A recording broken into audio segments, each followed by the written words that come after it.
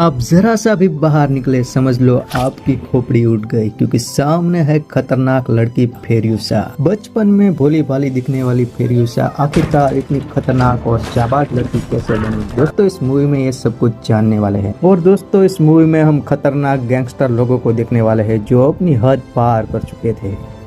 दोस्तों कहानी की शुरुआत होती है एक बंजर जमीन से जो पूरी तरह से रेगिस्तान में छाया हुआ था, पर यहाँ पर एक ऐसी भी जमीन थी जो हरी भरी थी। उसे ग्रीन पैलेस भी कहते थे और यह जमीन हरी भरी भी थी और यहाँ बहुत ज्यादा पानी भी था, इसलिए यहाँ के लोग वहाँ पेड़ उगाते थे और यहाँ पर काफी ज्यादा लड़कियां रहती थी। इसी इलाका में फेरयूसा नाम की लड़की भी रहती थी। एक दिन वो झाड़ पर फल तोड़ने के लिए चढ़ती है तो वहाँ पर उसे एक अजीब सा एहसास होता है। वहाँ उसे एक डर का खतरा लगता है, इसलिए देखने के लिए वो वहाँ पर जाती है। करीब जाकर देखती है तो कुछ बाइकर्स वहाँ पर मौजूद थे। अब फेरयूसा चुपचाप उस बाइकर्स की बाइक के पास जाती है और उसके पाइप काट देती है और सारा फ्यूल नीचे डाल देती है। जैसे वो दूसरे बाइक के पास जाती है तभी उसमें से एक बाइकर इस लड़की को देख लेता है और उसे पकड़ लेता है, पर फेरयूसा अपनी चालाकी दिखाकर वहां से भाग जाती है और जाते जाते एक सीटी लगाती है ताकि कबीले के लोगों को पता चल सके कि आगे खतरा है।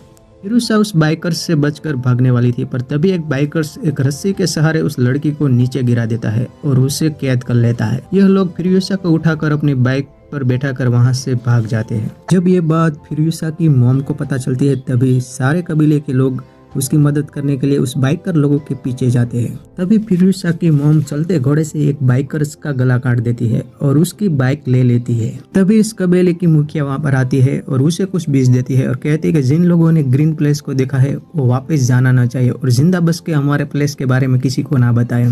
तभी फेरयूसा की मॉम उसका पीछा करती है और बंदूक से एक बाइकर्स को मार देती है और आगे भी काफी सारे बाइकर्स जा रहे थे उसका पीछा करती है। अपने साथी को मरा देखकर बाइकर्स वापस मुड़ते हैं और देखने की कोशिश कर रहे हैं कि इन लोगों को मार कौन रहा है। तभी उसे पता चलता है कि कोई अनजान बाइकर्स इस तरफ आ रहा है। तभी ये लोग यहाँ से भागने लगते हैं, पर इससे पहले फेरयूसा उस पाइप को काट चुकी थी जिस बाइक पर ये लोग जा रहे थे। अब फेरयूसा की मॉम उस मरे हुए बाइकर्स के पास पहुंच जाती है और उसके सारे पार्ट निकाल लेती है और फ्यूल भी ले लेती है और अपनी बाइक में जोड़ देती है और उस अनजान शख्स का पीछा करती है। उसका पीछा करते करते रात भी हो चुकी थी और ये बाइकर्स का कोई भी पता नहीं था, वो काफी आगे निकल चुके थे। आगे उस बाइकर्स का फ्यूल भी खत्म हो जाता था क्योंकि फेरयूसा ने उसका पाइप काट दिया था। इसकी वजह से वो लोग रास्ते में ही रुक जाते हैं। रास्ते में ही बाइक रुक जाने के कारण ये दोनों आपस में ही लड़ पड़ते हैं। तभी फेरयूसा उसका मौका देखती है और वहाँ से भागने की कोशिश करती है। तभी वह घर पहुँचने में कामयाब नहीं होती है और बाइकर्स उसे फिर से पकड़ लेते हैं। जैसे ही सुबह होती है फेरयूसा की मॉम भी उसके पीछे पीछे पहुंच जाती है और उसके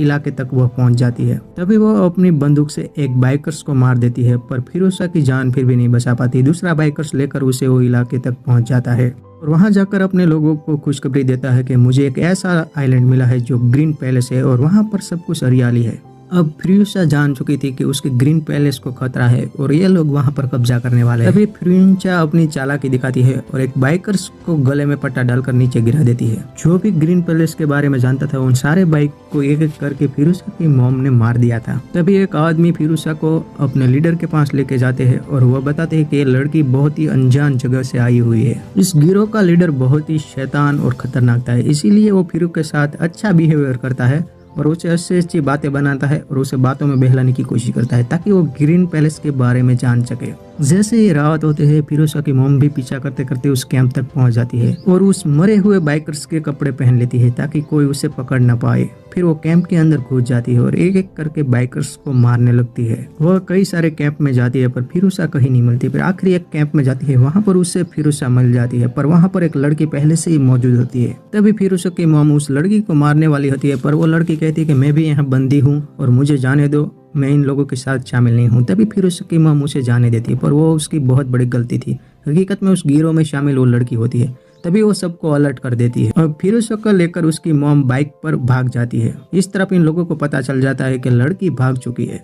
ये लोग दूर से ही इन औरत पर बम की बारिश करते हैं, पर ये लड़की कैसे भी करके बच जाती है। तभी फेरयूसा की मॉम के सारे कपड़े जल जाते हैं। वह उसे उतार देती है और अपनी बेटी को बचाकर बहुत ही दूर निकल जाती है। फिरुसा की माँ जानती थी कि बचना नामुमकिन है, फिर भी वो फिरुसा को लेकर बहुत दूर निकल जाती है। फिर आखिर में उसे पता चलता है कि इस बंजर रेत से निकलना नामुमकिन है। इसीलिए वो अपनी बेटी को समझाती है कि तुम्हें कैसे भी करके घर पहुंचना है और तुम अकेली चली जाओ और मुझे यहाँ रहने दो, क्योंकि हम दोनों में से एक ही यहाँ से जा सकता है। जागते समय फिरुसा की मोम ने उसे उस ग्रीन बीज को दिया जिसने वो सरदारनी ने दिया था। खुद को अच्छे से छुपाना, अगर एक दिन में ना ढूंढ पाऊं तो घर जाना, सूरज और सितारों से रुख चुनना, हवा ज्यादा हो तो उससे अपने सुराग छुपाना, चाहे जितना भी वक्त लगे। मुझसे वादा करो तुम घर जरूर पहुंचोगी।